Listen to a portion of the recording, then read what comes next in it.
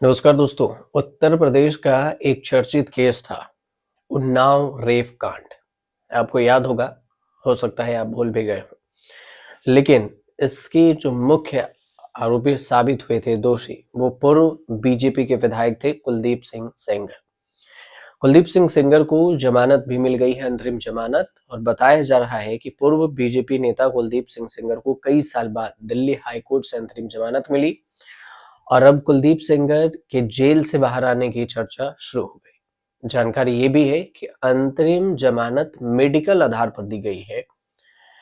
तो एक तरफ जमानत मिली तो दूसरी तरफ बीजेपी के एक और विधायक हैं उसी जगह से, वो भी गैंगरेप में फंस गए हैं। वो भी अकेले नहीं, भाई और परिवार के साथ। उत्तर प्रदेश के बदायूं में सिविल लाइंस थाने में बिलसी से बीजेपी विधायक हैं हरीश साक्या। उनके भाई, भतीजे और 16 लोगों के खिलाफ गैंगरेप और धोखाधड़ी का केस दर्ज किया गया है। एमपी एमएलए स्पेशल कोर्ट ने आदेश दिया और इसके बाद पुलिस ने यह मामला दर्ज किया। पुलिस का कहना है कि आरोपों में गैंगरेप, करोड़ों की धोखाधड़ी और शिकायतकर्ता को झूठे मामलों में फंसाने का भी बात शामिल है।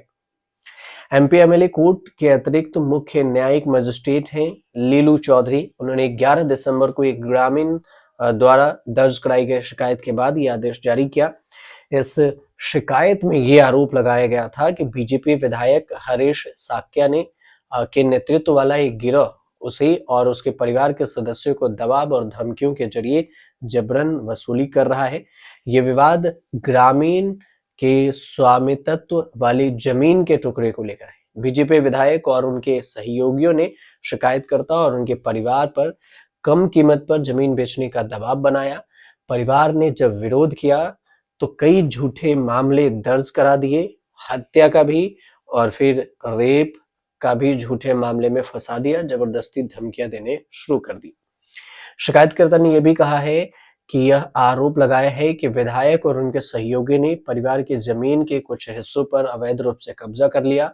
इतना ही नहीं, उन लोगों ने 17 सितंबर को उनके कैंप कार्यालय में उसकी पत्नी के साथ सामूहिक रेप किया, गैंग रेप किया गया था। वरिष्ठ जो पुलिस अधीक्षक हैं, एसपी हैं ब्रजेश कुमार सिंह, इन्होंने इसकी पुष्टि की और अदालत ने आदेश के बाद केस दर्ज कर लिया।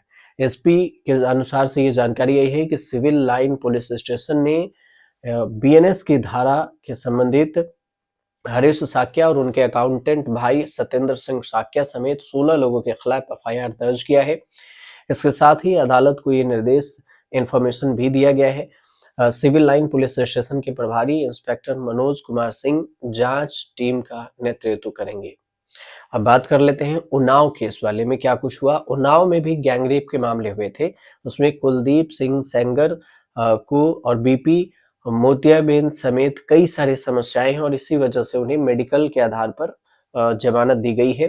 दिल्ली हाईकोर्ट ने 13 जनवरी 2025 को सुनवाई करेगी इस मामले को लेकर। सेंगर ने स्वास्थ्य का कारण दिया है और इसमें 10 साल की सजा रद्द करने की अपील भी की गई है।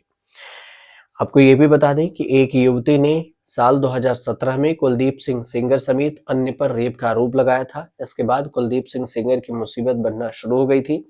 वहीं 2018 में पीड़िता के पिता की पुलिस हिरासत में मौत होने का भी आरोप लगा। इससे कुलदीप सिंह सेंगर का हाथ बताया गया। 2020 में कोर्ट ने मामले में कुलदीप सेंगर को 10 साल की कैद की सजा सुनाई, साथ ही 10 लाख का जुर्माना लगाया था। इस मामले के चलते बीजेपी ने कुलदीप सिंह सेंगर को पार्टी से सस्पेंड कर दिया था और वहीं उनके विधायक की सदस्यता भी रद्द कर दी गई थी। अब एक और नया मामला सामने आ गया है। फिलहाल आपको उम्मीद करते हैं जानकारी अच्छी लगी हो। अगर जानकारी सही लग रही हो तो चैनल को सब्सक्राइब जरूर कीजिएगा।